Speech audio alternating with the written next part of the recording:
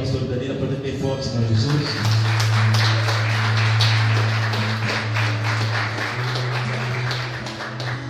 Cumprimenteis com a graça e paz, amém?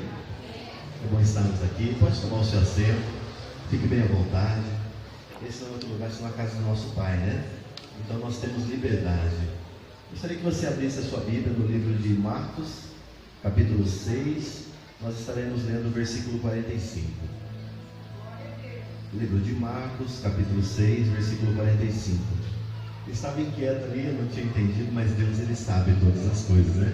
O Senhor começou a ministrar essa palavra no meu coração desde a hora que eu cheguei aqui, e eu abri a Bíblia e caiu em cima, né? Então, Deus sabe. A gente às vezes prepara algo, mas o Senhor tem algo ainda melhor, né? Quando eu cheguei aqui, eu tinha 2 pães e 5 peixes, né? Eu falei, eu acho que não vai dar, mas o Senhor falou, não, eu estou contigo. Então eu creio que todos vão sair daqui saciados com a palavra e com a presença do Senhor, amém? Livro de Marcos, capítulo 6, versículo 45. A igreja encontrou? Imediatamente obrigou aos seus discípulos a subir no barco e passar para diante do outro lado, é a Betesda, enquanto ele se despedia da multidão. Tendo despedido a multidão, subiu ao monte para orar. E vendo que à tarde o barco já estava no meio do mar e ele sozinho na terra, ele, vendo os fugitivos de remar, porque o vento lhes era contrário, por volta da 4ª vigília da noite, aproximou-se dele, andando por sobre as águas do mar, e queria passar à frente deles, mas quando os viram andar por sobre o mar, pensaram que era um fantasma, e deram um grande grito. Senhor, nós já lemos a tua palavra. Peço que o meu entendimento seja ligado com o teu, ó Pai, para que eu possa juntamente ajudar a tua igreja a comer o seu melhor, ó Pai, porque a palavra do Senhor é o que nós temos de melhor nessa noite. Então que todos possam sair daqui saciados em nome de Jesus, amém? Irmãos, eu entendo uma coisa muito importante, né? Quando nós estamos na casa do Senhor, existem situações, existem circunstâncias que a gente gostaria de entender, porque existem lutas, existem tribulações que às vezes a gente passa e não entende por que sobreveio, né? Eu quero contar um breve testemunho para vocês que aconteceu na minha igreja. O Senhor me revelará algo e eu não tive ousadia para cumprir com aquilo que o Senhor me ordenara. O Senhor me revelou uma obra de macumbaria e um objeto consagrado que estava na casa da pessoa. A pessoa creu na libertação, trouxe até a igreja, e eu negligenciei, que eu deveria ter queimado aquilo ali na hora e dado já um fim na ação do mal. Eu deixei para fazer isso depois, e isso começou a trazer sequelas na minha vida. Aí você fala, mas você não é pastor? Eu sou. Mas pega, não a macumba, mas aonde há legalidade, porque a palavra nos ensina que não existe maldição sem causa. O inimigo, para tocar sobre a minha vida e sobre a tua vida, ele tem que se apresentar diante de Deus e pedir autorização. Por que pedir autorização? Porque quando o inimigo foi tocar na vida de Jó, ele se disfarçou no meio dos anjos, e nem os anjos notaram a presença do inimigo que estava ali. Mas o Senhor, quando entrou na sala, nitidamente ficou os olhos e o reconheceu, e falou, o que fazes aqui, Satanás?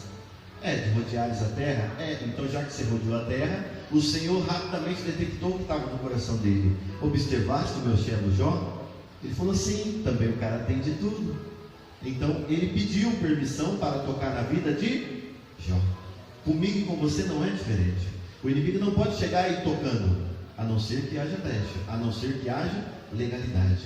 E por conta de uma negligência minha, irmãos, eu fui acometido de uma enfermidade, e eu comecei a orar, e eu sou um milagre. Então quem tem experiências com Deus, quem já viveu um milagre, sabe que para Deus o simples fato de você estar disponível já é o suficiente para que o milagre se manifeste. Então eu comecei a orar ao Senhor e comecei a indagar ao Senhor, e ainda para ajudar, troquei a medicação no meio do tratamento, comecei a tomar uma medicação errada, aí a coisa tomou uma proporção ainda maior. E na madrugada de quarta para quinta da semana passada, eu falei, Senhor, eu não aceito essa enfermidade, porque o Senhor é o médico dos médicos. Eu quero que o Senhor me desperte, porque eu preciso saber a origem desse mal. E naquele momento o Senhor me despertou por volta de meia-noite, eu perdi o sono, e comecei a meditar na palavra do Senhor, e peguei uma mensagem para estudar, e comecei a estudar a palavra do Senhor, e de repente, quando eu estava terminando de estudar, eu já comecei a falar em línguas e orar, e minha esposa acordou: o que está acontecendo? Eu falei: só estou orando, mas preciso orar com essa intensidade. Eu falei: é o Espírito que está ministrando, então, se quer participar. Ela começou a orar comigo também, e foi um mover que foi uma coisa linda, uma madrugada que Deus marcou um encontro comigo. E eu falei: Senhor, depois de tudo isso que eu vivi, Pai, qual que é a causa dessa enfermidade? O Senhor me trouxe à memória aquele objeto que eu não havia queimado. Eu deleguei a responsabilidade para outra pessoa e não fui verificar se ela fez o que eu pedi. Por que eu estou contando essa história para você, irmãos? Nós acabamos de ler um texto onde o contexto começa dizendo que Jesus obrigou os discípulos a entrar no barco. É sinal que eles não queriam, né, pastor? Porque se eles quisessem, automaticamente Jesus falou: vai na frente que logo eu vos acompanho.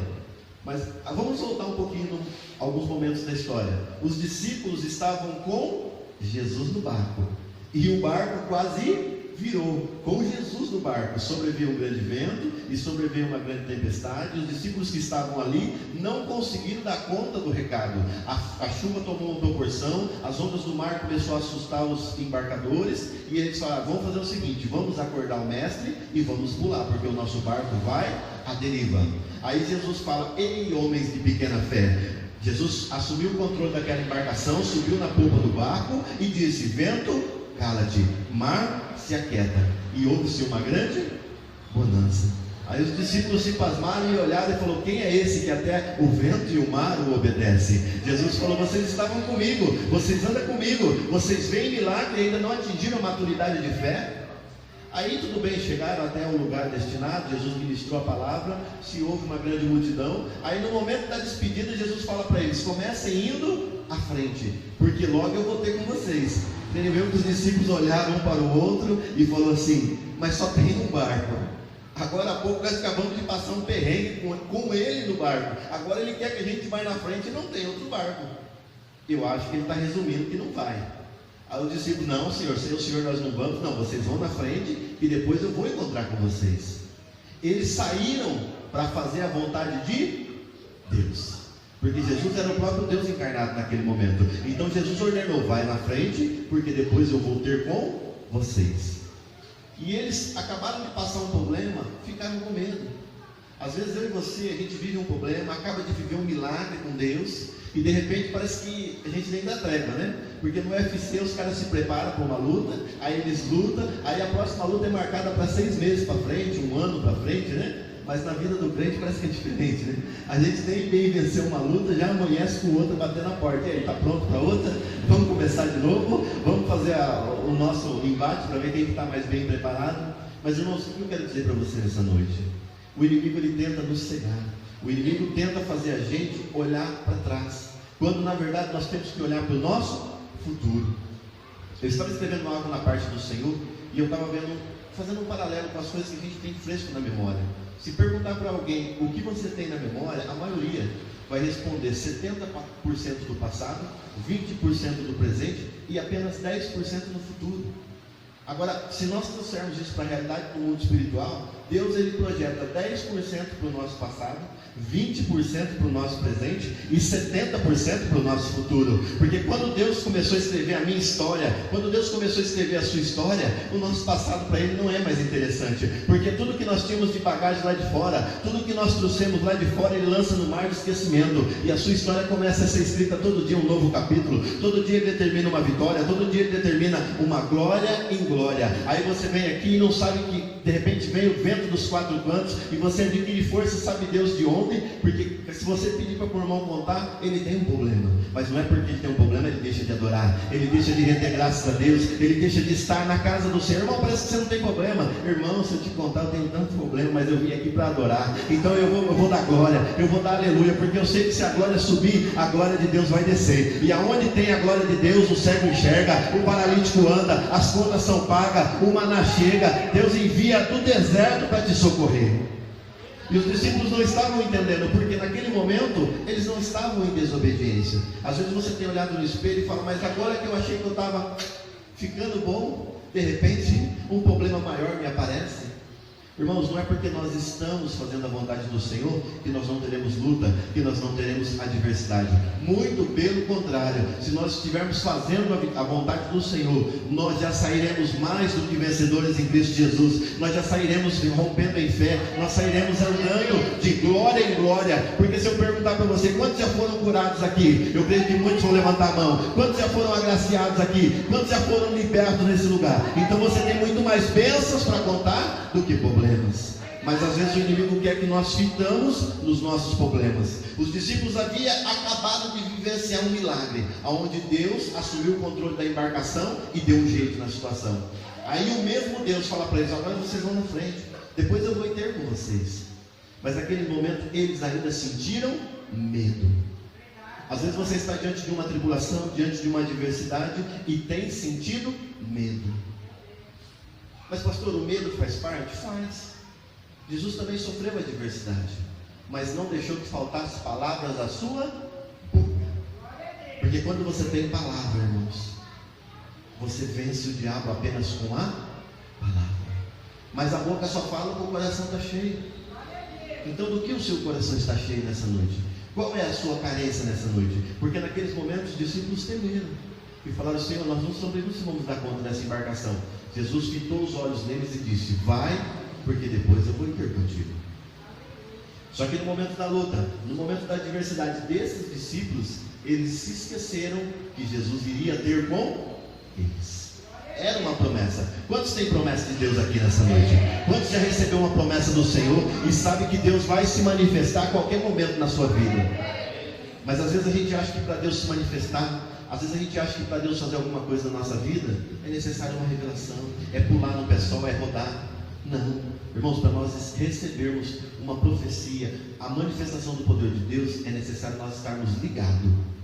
E estarmos ligados não é no 220, não é no 110, é estarmos ligados na videira. O Senhor disse: se vós estiveres ligados em mim e as minhas palavras estiveres em vós, pedirei tudo o que quiseres e vos será feito.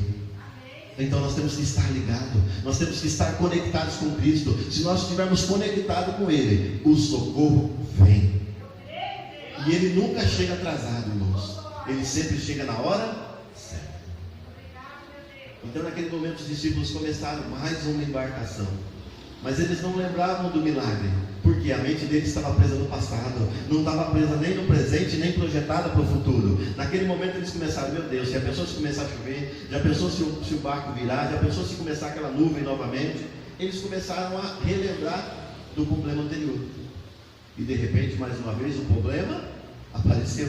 Porque Jó escreveu: aquilo que eu temia me sobre... Irmãos, o inimigo não vem contra você na área que você está mais forte. O inimigo não vem contra você na área que você está mais bem provido. Ele fica te observando para saber qual é o seu ponto fraco. Naquele momento os discípulos estavam ali, começaram a sua embarcação. Irmãos, e a quarta vigília da noite, Jesus foi ter com ele. Quantos aqui sabem que horas que era a quarta vigília da noite? Eu vou ensinar vocês. Jesus vivia no horário de Israel. Então o horário em Israel vira às 6 horas da tarde. Então quando fala de a quarta, é de 3 em 3. Então das 6 da tarde às 9 da noite, a primeira vigília. Das 9 da noite à meia-noite, a segunda vigília. Da meia-noite às 3 da manhã, a terceira vigília da noite. Das 3 da manhã às 6 da manhã é o horário que é a quarta vigília da noite. E cá entre nós, né, pastor? O senhor que trabalha à noite, eu que já trabalhei à noite, se tem um horário que dá sono, é entre 3 e 6 horas da manhã, né, irmãos? É gostoso ficar na cama quando a gente pode após as 8, mas esse horário de 3 e 6 da manhã, você imagina os discípulos com medo, os discípulos com sono, e as ondas vindo tentar virar o barco, e a tempestade mais uma vez se formando, e creio eu que eles olhavam no espelho e falavam: mas nós não estamos fazendo a vontade do Senhor, nós não se levantamos para cumprir o que Deus mandou que nós fizéssemos, cruzasse para o outro lado do barco. Aí o Senhor se lembrou que tinha marcado um compromisso com ele. Não que o Senhor houvera esquecido, mas o Senhor se despedia da multidão. Creio eu que ele perdeu um tempinho ali, ou dando passo para um, orando para o outro, curando o outro, porque Jesus era simples, irmão, Jesus era prático. Ele perguntava: o que queres que eu te faça? Eu quero ver, então veja. Eu quero andar, então vem cá. Pegava um pela mão e Jesus, eu creio que a despedida de Jesus demorou mais de horas. Jesus, quando terminou a despedida, ele falou: puxa, eu preciso falar com o Pai. Então ele se retirou para ir orar. Se a gente, quando vai orar, às vezes já tem palavra para 1 hora, 2 horas de oração, imagina Jesus, né, irmãos? Conversando com o Pai, se recompondo, recarregando as baterias ali, e creio que ele já demorou mais umas 2, 3 horas orando, falando com o Pai. Aí ele se levantou para ir ter com os discípulos. Ele olhou na praia e não tinha mais nenhum barco. Às vezes você acha que para Jesus te abençoar, às vezes você acha que para Jesus ir até você, ele precisa das coisas naturais.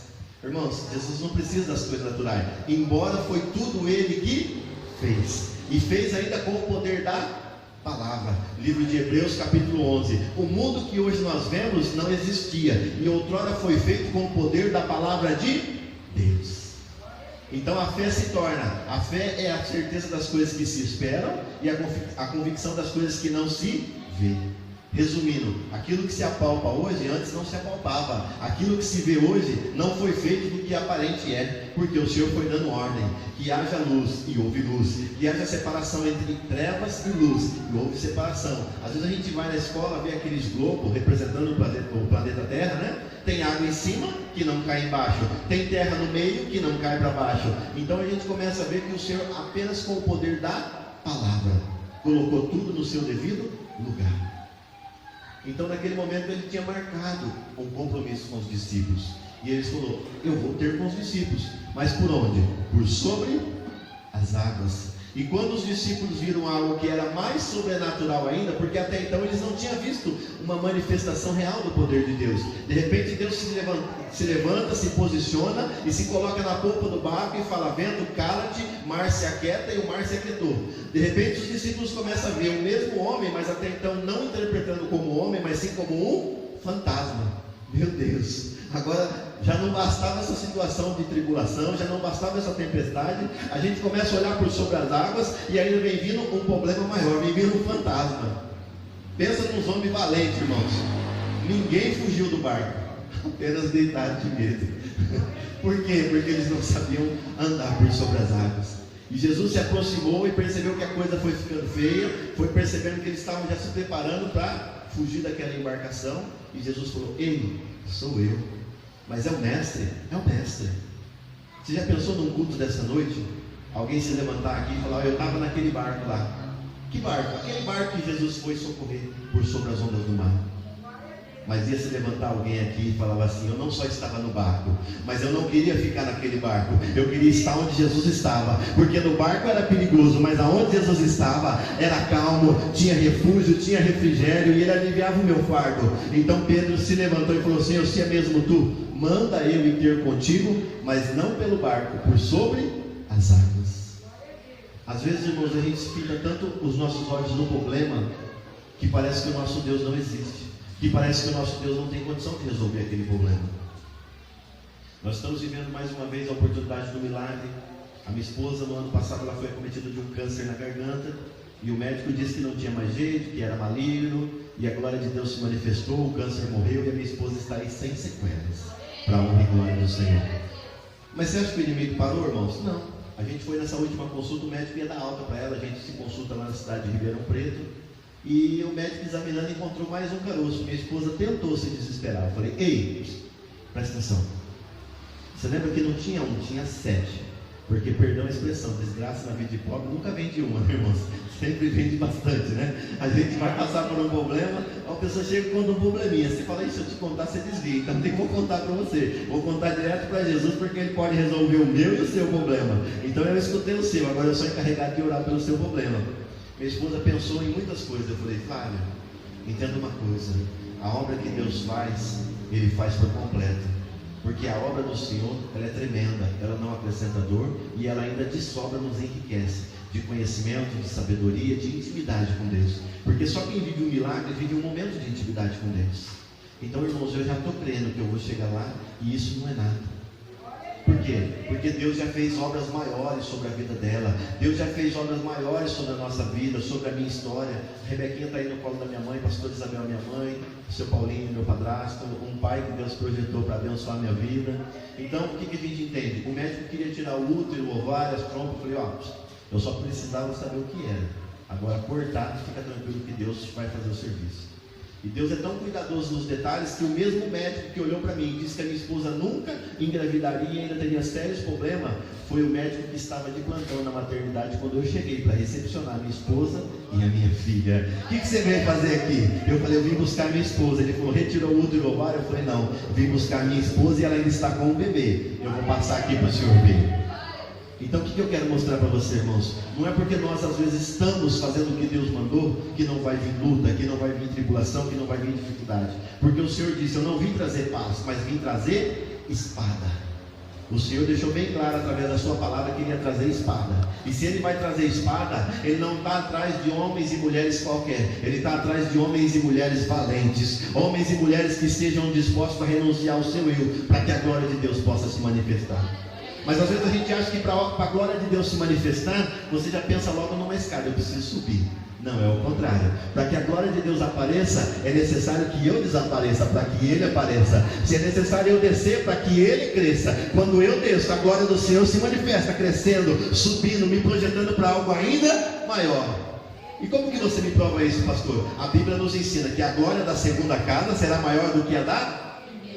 Então, irmãos, aquilo que está tentando se perder na sua vida, aquilo que você talvez está olhando no espelho e não está encontrando, você fala, Senhor, eu não vejo mais solução para esse problema. Fique tranquilo, Deus tem algo ainda maior, Deus tem algo ainda melhor. Mas pastor, aonde que está isso? Não pode faltar palavra na tua boca. No livro de Coríntios, capítulo 2, versículo 9 fala, aquilo que o olho não viu, aquilo que o ouvido não... É aquilo que Deus tem preparado para mim e para você. Então quando você estiver diante de uma luta, diante de uma adversidade, tenha a palavra, porque Jesus venceu o diabo, tá? Na palavra. Jesus não precisou pedir para que anjos descessem, não precisou pôr a mão nele, porque o diabo é sorrateiro, irmãos. Ele vem no nosso momento de fraqueza, ele vem tentando cevar a nossa vida no momento da nossa adversidade. Chegou diante de Jesus e disse, ué, não é o Filho de Deus? Jesus acaba de sair de um jejum de 40 dias e 40 noites.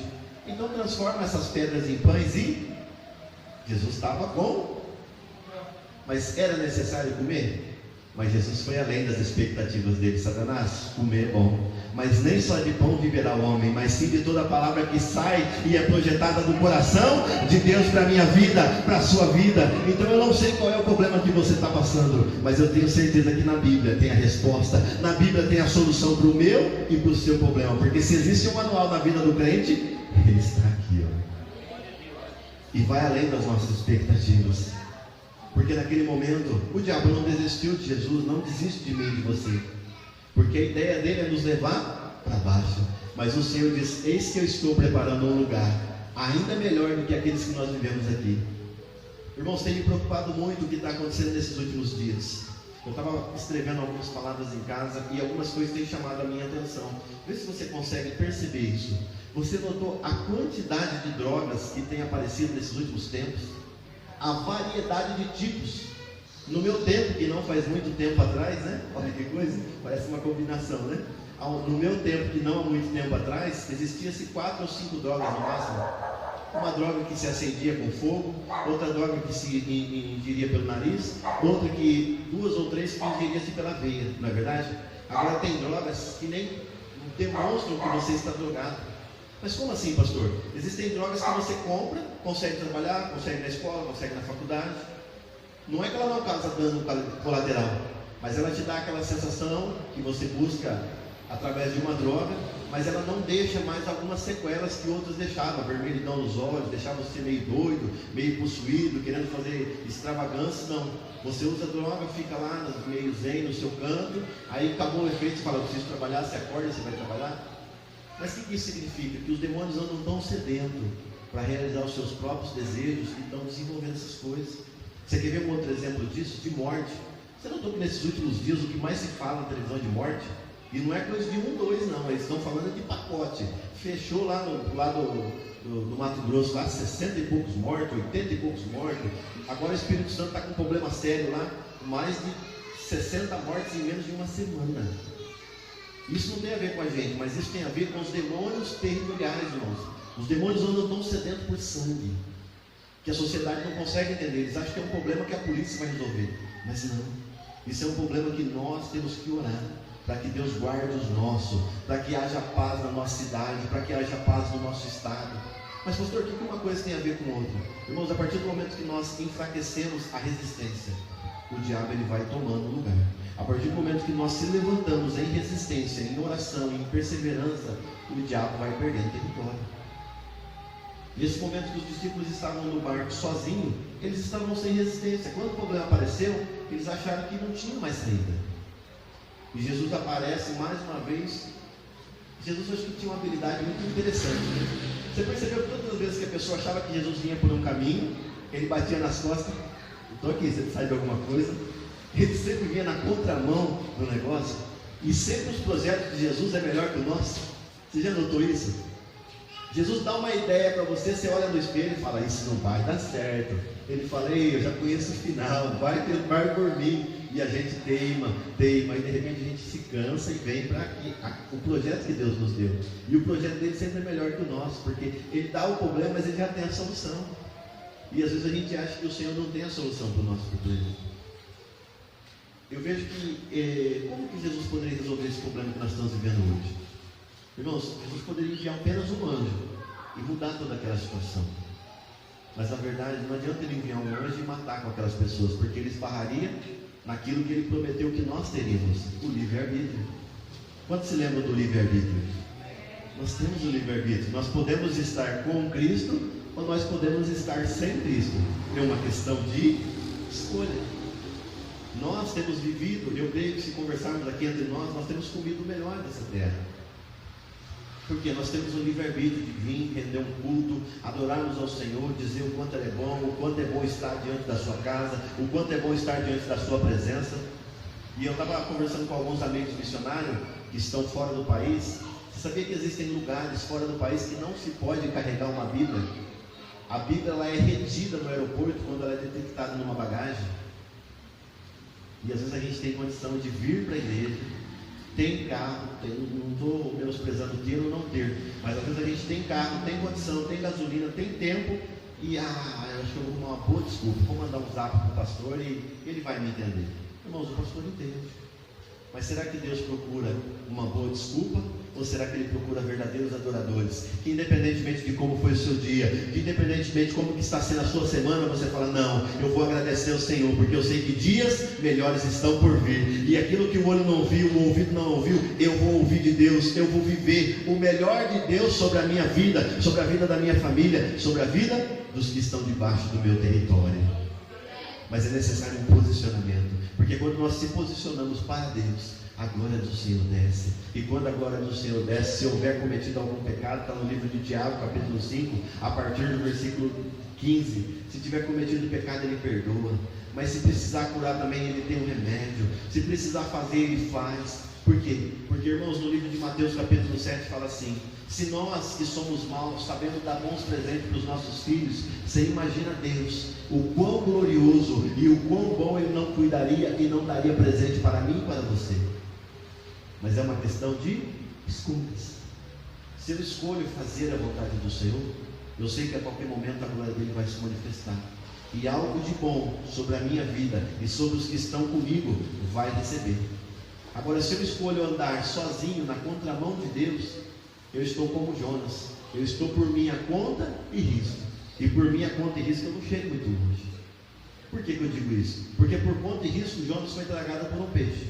Mas no momento em que ele clamou, a glória do Senhor se manifestou na vida dele, retirando ele de um lugar obscuro, retirando ele da prova e colocando ele aonde Deus havia projetado para ele estar. Nessa noite talvez você entrou meio triste, meio abatido e fala: meu Deus, como eu ainda não conheço Deus. Porque Deus ele pode mudar a minha circunstância, Deus ele pode alcançar aquele ente querido, Deus ele pode alcançar o meu filho, mas é necessário eu me lançar. E se eu me lanço, eu creio que se eu me lançar, Ele pode cuidar de todas as áreas da minha vida. Por que eu digo isso para você, irmãos? Se pegar minha filha e colocar aqui no altar, e eu puser o bracinho para ela e falar: Rebeca, pula, Irmãos, ela não vai pensar duas vezes, ela vai pular, porque ela confia que eu tenho força suficiente para dar conta do recado que ela vai fazer, pulando até o meu colo, não é verdade? Às vezes Deus está falando para nós, corta a corda, pula. Aí você fala, ai meu Deus, mas como que eu vou fazer isso, Senhor? Já pensou se eu caio? Você acha que Deus não tem condição de segurar o seu problema? Você acha que Deus não tem condição de dar jeito no seu problema? Você acha que Deus não tem condição de mudar a sua história? Você acha que Deus não tem condição de manifestar a glória dele sobre a tua vida? Mas para que isso aconteça, é necessário uma entrega total. E quando essa entrega acontece, irmãos, a glória de Deus começa a ser manifestada em cada detalhe. No momento em que os discípulos tiveram medo, sim, alguns até negaram Jesus no decorrer da caminhada. Mas quando eles entenderam que Jesus foi além das expectativas deles, aquilo que eles viram, Jesus falou, ei, se creres em mim, farão obras ainda maiores. Quer dizer, Jesus não limitou ninguém. Às vezes você vê um programa de televisão, você vê as pessoas fazendo milagres, prodígios e maravilha. Isso é bom? Eu creio que é bom. Mas é apenas um dos 9 dons. Porque são 9 dons que estão disponíveis. Para quem? É igual a chamada. Quem quer o dom? Senhor, eu quero falar em línguas. Deus vai projetar você para falar em línguas. Senhor, eu quero um dom de cura. Eu quero um dom de libertação. Eu quero um dom de cantar. Eu quero ser levita na tua casa. Ah, é? Aí você acha, mas eu estou pedindo, Deus não me dá. Mas tem um segredo para Deus dar. Como que Deus vai ser glorificado através daquilo que Ele vai colocar na sua mão? Porque tem pessoas que têm o dom e não sabem usar, ou às vezes ainda usa de forma errada. Então o que nós temos que entender? Que para tudo existe um porquê. Eu estava conversando com um tio meu que é pastor essa semana, e ele se queixando de algumas situações. Eu falei, sabe do tempo que eu tenho saudade, pastor? Do tempo que o Senhor construiu aquela igreja, quando nós entramos num bairro, quando nós estivemos num lugar onde a sociedade tinha que pedir licença para entrar, porque tinha bandido, porque tinha isso, porque tinha aquilo, tinha traficante, tinha de tudo naquele lugar. E de repente Deus deu uma visão do Senhor. O Senhor comprou um terreno que era alugado e construiu uma igreja para 450 homens e mulheres ficarem sentados. Aonde está aquele homem?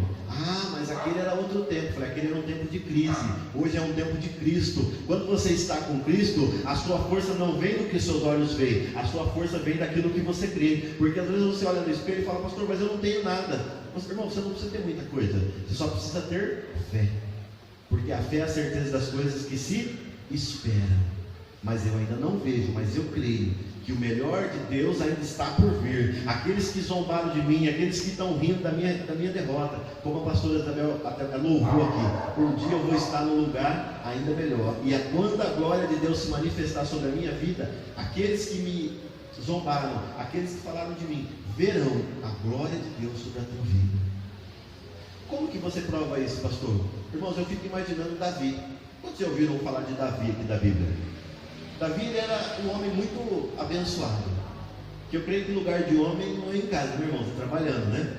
Eu não sei o que os irmãos de Davi estavam fazendo ali no dia da unção, viu, pastor? Mas Davi estava trabalhando. Então talvez esse seja o segredo da diferença de Deus ter tido com ele, mesmo ele não estando em casa.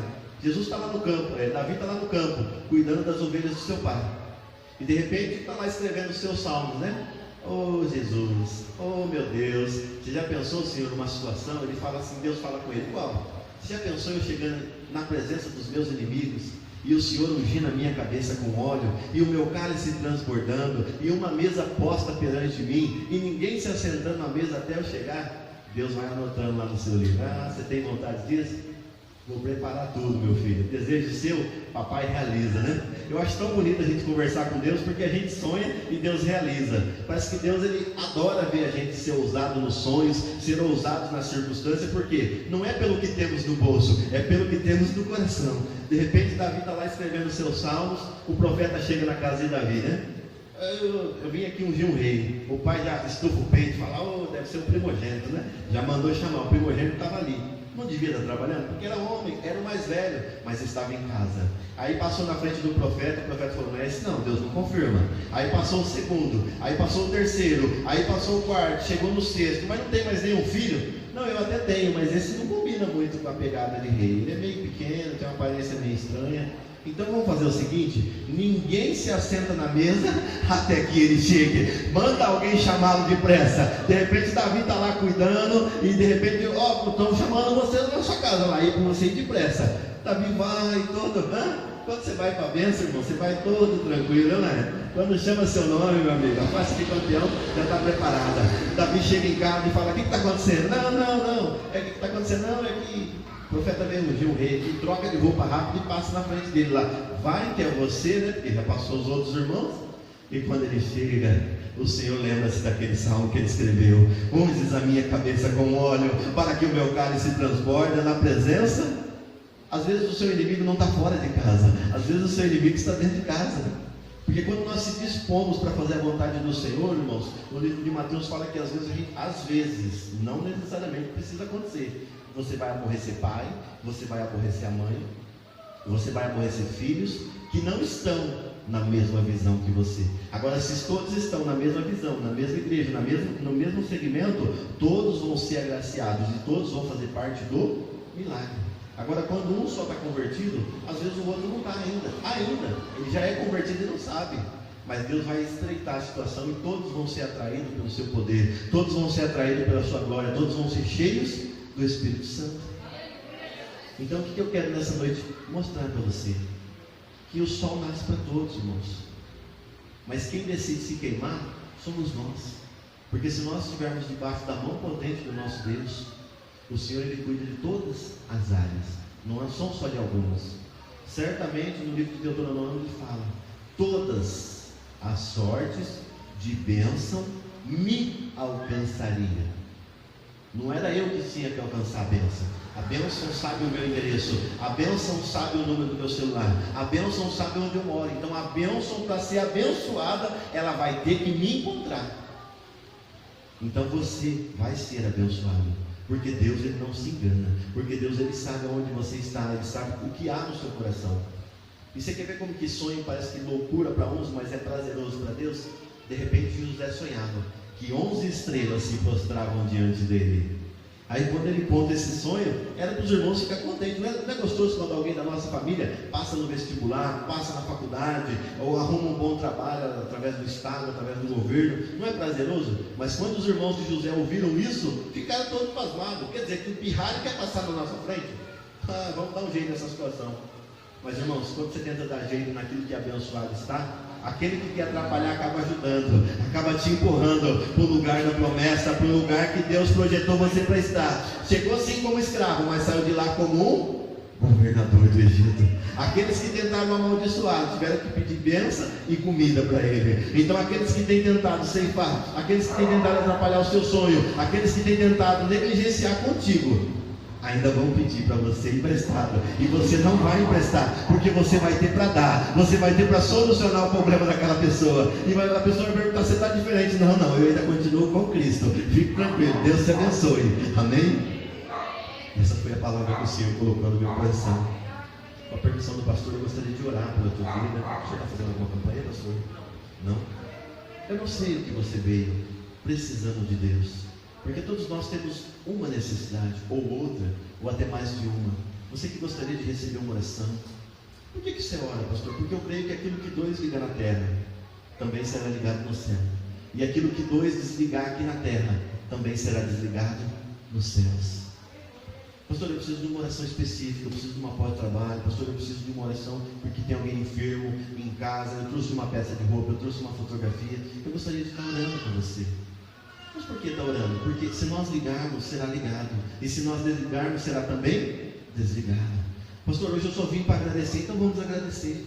Porque aquele que sabe agradecer, reconhece as pequenas coisas. E Deus tem prazer. Aqueles que se regozijam nas pequenas coisas, em grandes coisas, Deus também o colocará. Então eu convido o pastor para estar fazendo um fundo, colocando aqui uma canção.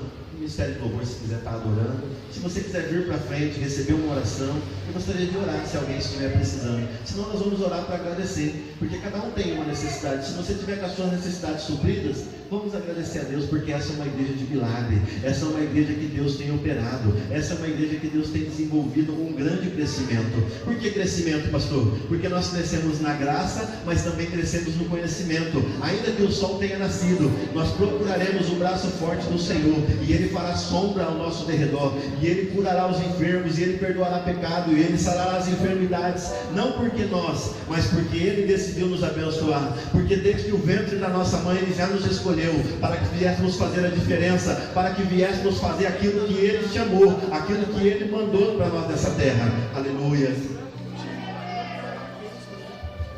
Aleluia. Aleluia. Aleluia. Comece a dizer para o Senhor: Senhor, eu preciso do teu socorro, Pai.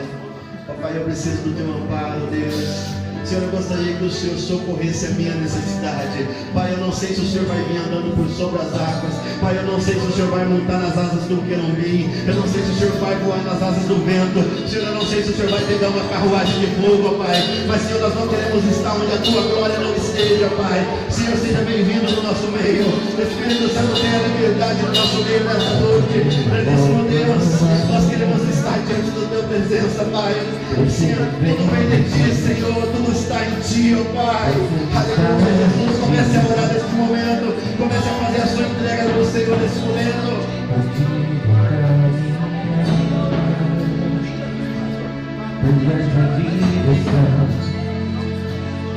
Só me